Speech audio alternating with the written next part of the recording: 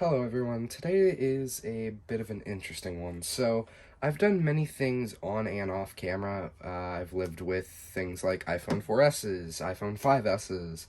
Um, I think the farthest I've gone back was an iPhone 4 once, and that was pretty much all off-camera stuff. But I've never gone back this far. So what we have today in the package is a iPhone 3GS. So I ordered this from a seller on eBay for around $60, I think. Not exactly sure. But this is the box they shipped it in, and I'm going to go ahead and get started with opening it. Now, my attempt is to live with this phone for 1 week with my primary SIM card in it. If it is too old and I cannot put my primary SIM card in it, I'm going to get a different prepaid SIM card and just use that for the month. But anyways, let's get into it. So, of course, we have the special unboxing rainbow knife. But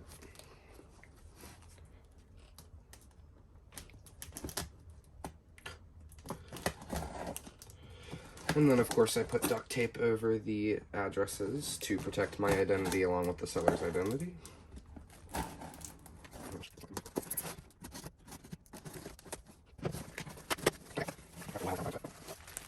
Alright, so just a couple bags and things at the top. So it did come with a few accessories and things like that we probably will not be using today.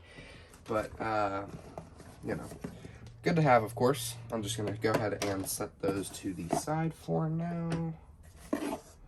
That should be inside of a box, I believe. Oh, nice, a little case.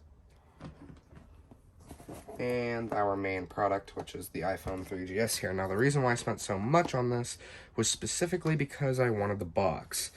I know that may sound stupid, and yes, I could have just bought a box and the phone for cheap, but I thought this would be a much better idea. Much better idea for a much better occasion. Okay, so I'm going to go ahead and get the proper cleaning supplies, then we shall start. By proper cleaning supplies, I mean wipes. Anyways, let's get into the box. So, apologies in advance. This video is kind of really weird. I didn't get a lot of sleep, and the vibe of this video is just totally off completely. I had another video like that, the Apple Watch, whenever I unboxed it. But anyways, okay, so getting into the box, of course this isn't original brand new by Apple, so it's not going to be packaged like a brand new 3GS, but coming into the box we have the Apple stickers. It's always good to see some Apple stickers. And we have the original documentation. It's a little bit ripped on the first page, but that's alright. And then we have the 3GS. So I'm just going to kind of flip it to get it out of the box. Okay, so it's in very good condition for sure. It has a really nice feel and look to it. It definitely feels better than the 4, but not at the same time. The glossy back kind of really adds to it because this is not shaped like the 4. Since the 4 on beyond, they added the feature of basically having a cardboard box looking phone. So for example, if I grab the 4, you can see the differences. It's more boxy instead of like the 3GS. Okay, now anyways, the 3GS has a CRT looking display.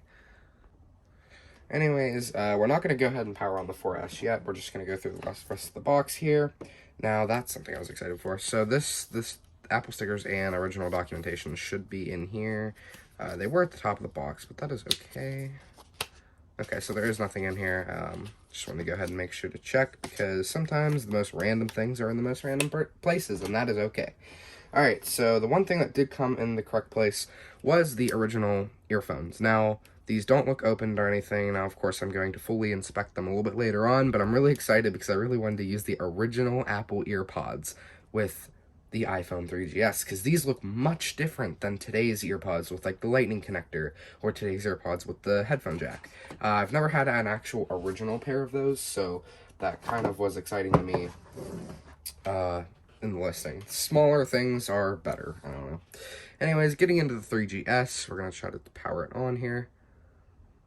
Okay, so it does look like it has a little bit of battery, and it has that old Apple logo. That is always a nice thing to see with what almost looks like a little crack. If it will focus, that would be great. Okay then, no focus. But I'm going to go ahead and wait for this to power on. Now, they did include a little cable, but I have a cable and power bank over here. Oh, it's sliding.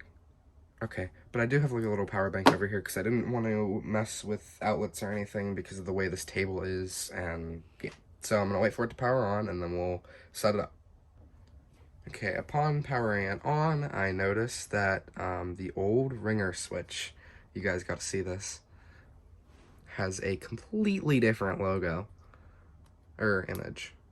That's awesome. And the vibration feels amazing. Now, a lot of common issues with the iPhone 4 was the vibration motor, so if you listen, sometimes it'll be loud. Not if I'm holding it, I guess, but I don't know, that's a bad example. But anyways, I'm going to go ahead and start setting up the 3GS here. My autofocus just apparently does not exist anymore. Okay, so now this does have the old slide to unlock, which is leading me to believe, I'm not sure. Oh, that was a really satisfying sound. That's the old sound of iOS. But anyways, okay, so we have English, of course. If you're watching this video, obviously it's English. We're gonna enable location services. Now, this basically just looks like the old setup of my iPod Touch from when I got it in 2012. Okay, so yeah, it has no service, but it does have the SIM card slot up there. So obviously, it's not a like CDMA model. Okay, so I'm going to continue setting up the networks and iCloud, and I know a big feature on this was iCloud, so I think they even have it on the box. Yeah, they do. They have a little iCloud thing there, and I'll just make it a time lapse.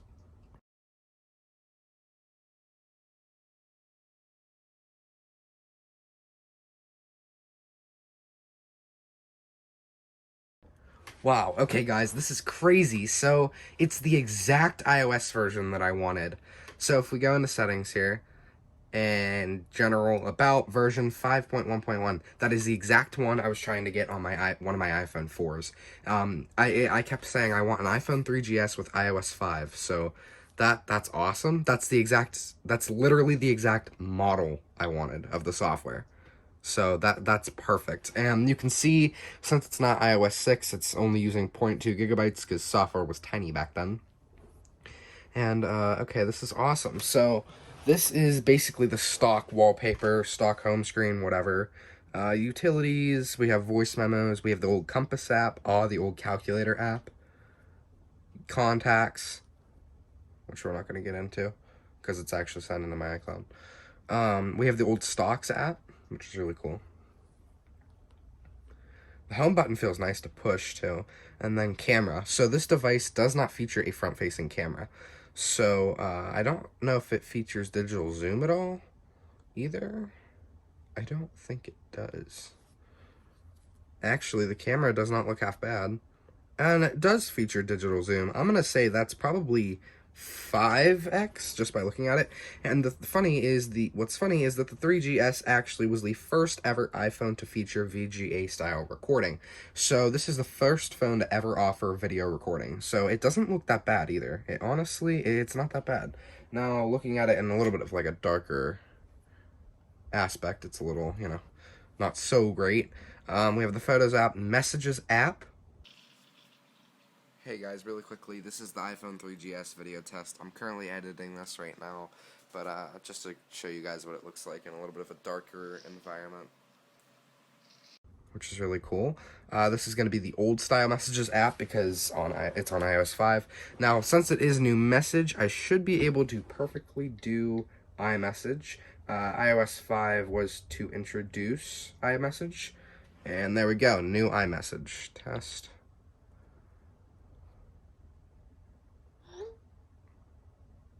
Okay, and did you get that? Okay, yep, and she got it. So this was featuring iOS 5. That was a new thing for iMessages. Now, this doesn't have FaceTime quite yet because of the way it was made, no front-facing camera. And could you go ahead and reply to that message?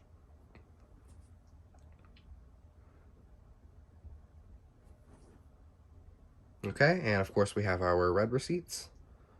So just say test back there. and I could just send something random, and again, it would send. Now, I'm going to go ahead and see, we might have to turn the messages read receipts on for me. Did it say whenever I read your message? Okay, so you're going to have to go ahead and click this on. Yep, send read receipts, and we are good. I've accidentally shown my Apple ID in this video so many times that it's, whatever. Give me an email. Yes, shoot me an email. Let's talk. Safari, yes, the old Safari. Yeah, everything is cool. Now, the only thing that's gonna really suck using this is whenever you double press the home button, this is the way that you had to take out all the things in the background. Now, with newer iPhones, this process is really simple, and you can just double click and just swipe them out. But this, you actually had to hold on it and then press basically remove for all of them so that you could remove it from, I believe they called it the carousel. That might have been a Kindle only thing at the time, but okay, so basically what we're going to do is we're going to try to pop our SIM card in this. I believe this is locked to AT&T based off of the AT&T bag, and then the AT&T car charger. So I'm afraid to insert my primary SIM into this, so I'm thinking about my secondary SIM. The other SIM cards, I have a stack of SIM cards ready to activate, but they're all Ultra Mobile, which is running off of T-Mobile. So before I do insert a SIM card into this device, I'm going to be going to the AT&T website and trying to unlock it. So let's start there. I was about to go ahead and check it, but they just approved my unlock request. Use these instructions to unlock your device, blah, blah, blah, blah, blah. Okay, so we have a unlocked iPhone 3GS now, so I'm going to go ahead and grab my Ultra Mobile SIM card and insert it into the device just to see what happens. iPhones do not use network unlock codes primarily, so this should be a really simple process. I should just be able to insert the SIM card, and it should work fine. After a quick trip upstairs, I realized that I literally have the SIM cards with me. So, this bag is gonna do nothing. So, it's already in the iPhone 7. I just now realized that's really sad. As you can see, Ultra.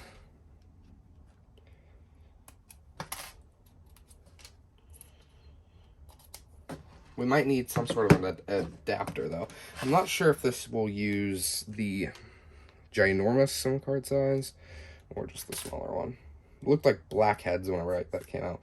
Okay, it looks like this is going to use the giant SIM card. I apologize if you can hear my dogs being crazy, because they probably hear a pizza delivery. Okay. Oh, we need the other adapter. Okay, since this is starting to be a really long video, I decided to try to save some time here and already put in the SIM card to the adapters. Okay. There's definitely going to have to be a part 1 and a part 2 of this, or else I don't really see any other way of this working out. Ugh, it keeps popping out of the crap. Okay, guys, so I have it in here, mostly, majority of it. Oh, that was a crunch. Okay, no service. It's not locking up or anything yet, so. There's definitely going to have to be a part 1 and a part 2 to this video, because I don't see any other way of this working out. I might want to restart the device,